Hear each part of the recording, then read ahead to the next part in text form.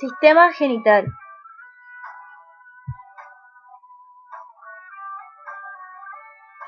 La diferenciación sexual es un proceso complejo en el que intervienen muchos genes, incluidos algunos que son autosómicos. La clave para el dimorfismo sexual es el cromosoma Y, que contiene el gen que determina la formación de los testículos, y en su ausencia se establece el desarrollo femenino. Este gen es el gen SRY.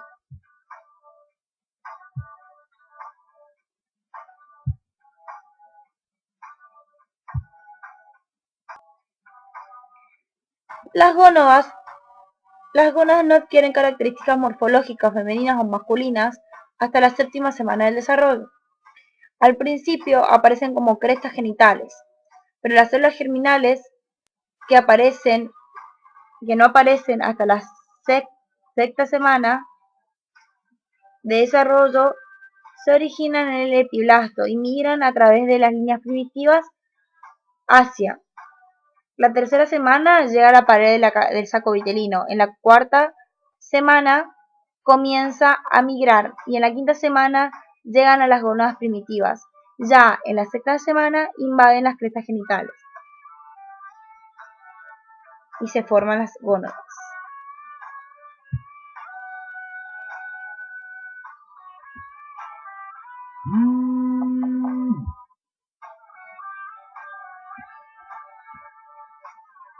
El ovario, las gónadas son las gónadas femeninas. En el ovario,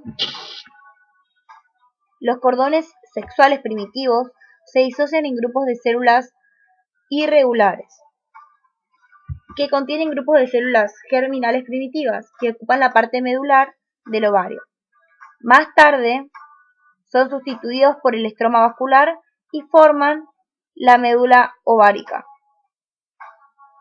El epitelio superficial de la gónada femenina sigue proliferando, a diferencia de la masculina, y forma los cordones corticales. Secundarios. Los cordones corticales son los cordones, una segunda generación de cordones corticales.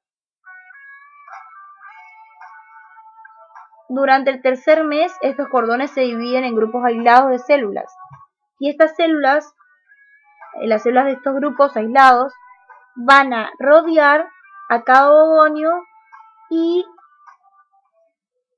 estas son las células epiteliales llamadas, forma una capa, y estas células epiteliales son llamadas células foliculares. Conjuntamente, estas células foliculares y el ovogonio forman el folículo primario. Acá vemos una imagen de los ovarios. Acá, por acá se ven los ovarios, el útero, y también se observan las trompas de falopio por acá.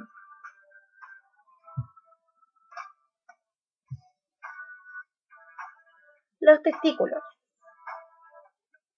Bajo la influencia del gen SRY del cromosoma Y, que codifica el factor que determina la formación de los testículos, los cordones sexuales primitivos siguen proliferando y se introducen profundamente en la médula para formar el testículo o cordones medulares.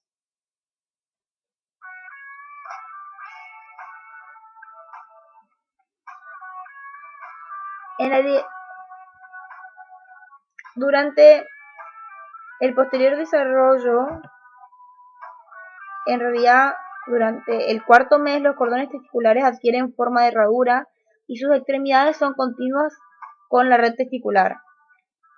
Los cordones corticales se componen ahora de células germinales primitivas y de células de Sertoli derivadas del epitelio superficial de la glándula. Las células intersticiales de Leydig se encuentran entre estos cordones y hacia la octava semana comienzan a producir testosterona. Ahí vemos una imagen de los testículos.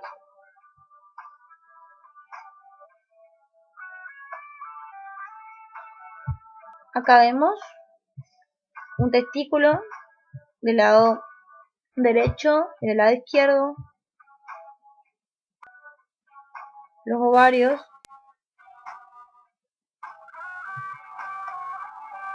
se ven los túbulos seminíferos,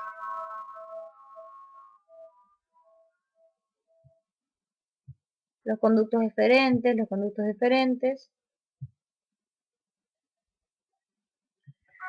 los cordones testiculares son sólidos hasta la pubertad, momento en el que adquieren una luz, formándose así los túbulos seminíferos, que ya los vimos en la imagen, y una vez que los túbulos seminíferos se han canalizado, se unen a los túbulos de la red testicular, que a su vez se introducen en los conductillos deferentes. Estos conductillos deferentes constituyen las paredes restantes de los túbulos excretores del sistema mesonéfrico. Se unen en la red testicular y al conducto mesonéfrico o de Wolf y se convierten en el conducto deferente, que lo vemos acá.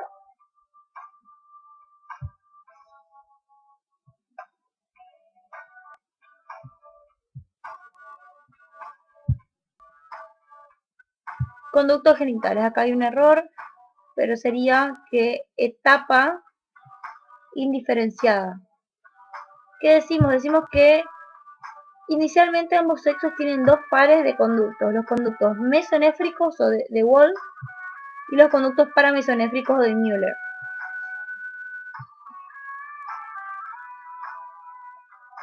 El conducto paramesonéfrico se origina como una invaginación longitudinal del epitelio sobre la superficie antelateral de la cresta urogenital.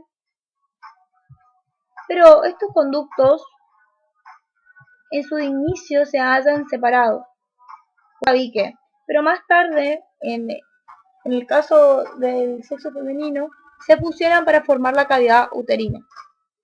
Acá vemos la cavidad uterina.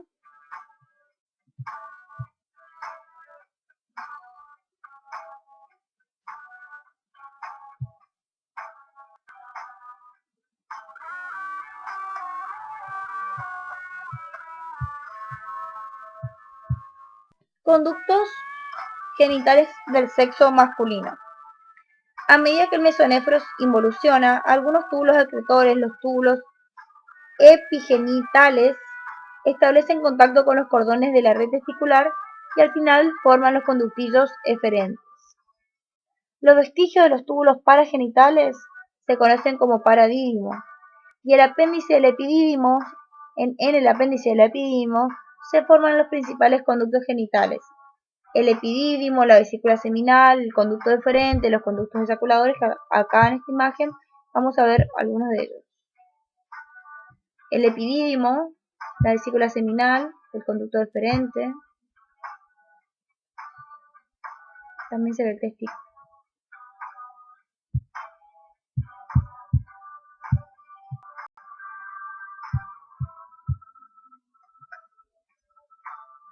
Conductos genitales en el sexo femenino. Los conductos paramesonéfricos se convierten en los principales conductos genitales.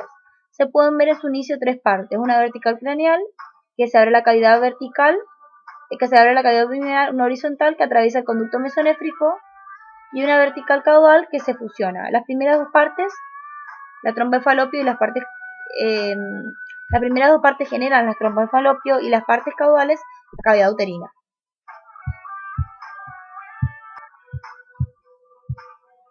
En la imagen se puede observar el conducto mesonéfrico y acá que se ha formado la cavidad uterina.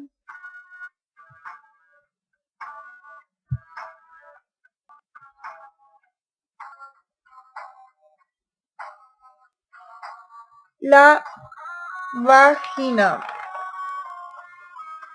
Poco después de que la punta sólida de los conductos paramesonéfricos alcance el seno urogenital, se forman dos evaginaciones, que son los bulbos que forman los bulbos senovaginales. Estos proliferan y forman la placa vaginal. Ahí se observa la vagina.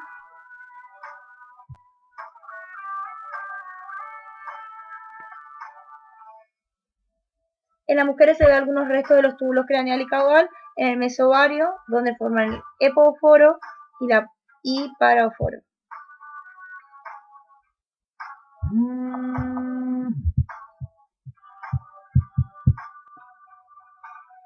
Durante la tercera semana del desarrollo, las células del mesénquima se originan en la región de la línea primitiva, migran alrededor de la membrana cloacal para formar los pliegues cloacales. Caudalmente, estos pliegues se subdividen en pliegues uretrales y en pliegues anales, mientras otro par de elevaciones, las protuberancias genitales, se hacen más visibles a cada lado de los pliegues uretrales.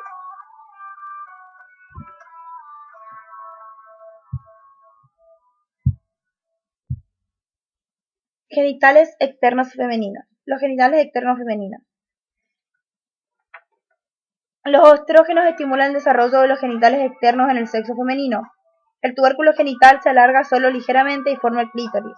Los pliegues uretrales no se fusionan como en el sexo masculino y se convierten en los labios menores, y las protuberancias genitales se agrandan y forman los labios mayores. Ahí se observa labio mayor, labio menor y clítoris. Genitales externos masculinos. Los genitales externos masculinos se desarrollan, su desarrollo depende de los andrógenos secretados por los testículos fetales.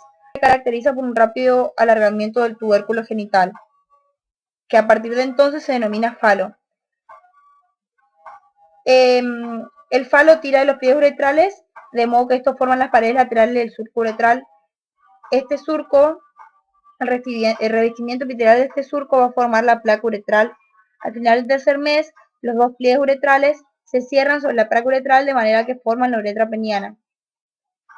Las protuberancias genitales, conocidas en el sexo masculino como protuberancias escrotales, se originan en la región inguinal y a continuación cada protuberancia forma la mitad del escroto.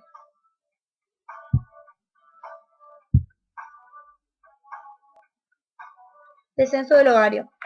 El descenso del ovario es menor al del sexo masculino. El ligamento genital craneal forma el ligamento suspensorio del ovario, mientras que el ligamento genital caudal forma el ligamento del ovario propiamente dicho y el ligamento redondo del útero. Y el descenso de los testículos. El descenso de los testículos se da por que el mesenterio urogenital une el testículo y el mesonefros a la pared abdominal posterior. Con la degeneración del mesonefro, la unión actúa de mesenterio para la gónada. Caudalmente pasa a ser ligamentosa y se conoce como ligamento genital caudal. Luego, extendiéndose, se forma el gubernáculo.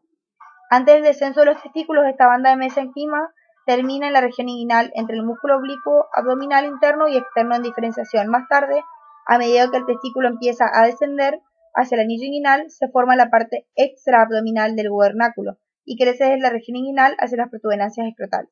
Cuando el testículo pasa a través del conducto inguinal, esta parte extraabdominal entra en contacto con el suelo del escroto.